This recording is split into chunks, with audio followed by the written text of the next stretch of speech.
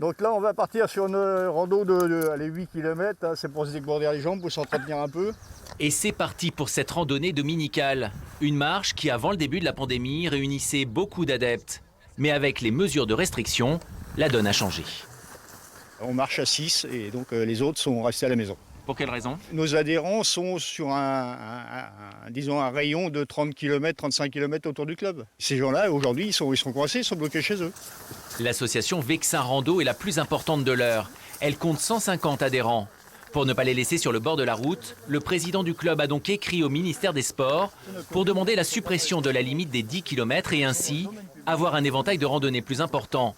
D'autant qu'il a du mal à voir où sont les risques. Les médecins nous disent qu'en plein air, il y a très peu de risques d'être contaminé. Je regardais hier soir à la télé, les gens qui faisaient la queue devant les magasins, ils étaient certainement plus en risque que nous, même si on était 30 ici dans la nature. Allez, on remet le masque. Et à chaque traversée de village, nos randonneurs prennent un maximum de précautions. On est des gens responsables tout à fait. Hein. On garde des espaces quand même entre nous. Pour être 30 ou 40 étalés sur 200 mètres, ça ne posera pas de problème. En cette période de stress, rien ne vaut une bonne marche. Et pour eux, cela signifie en pleine nature et pas en zone urbaine. On entend les oiseaux, la nature qui s'éveille. Il y a des gens qui sont plus âgés, qui ont besoin de cette marche aussi. Oui, c'est pour ça qu'on a plusieurs sections, rando santé.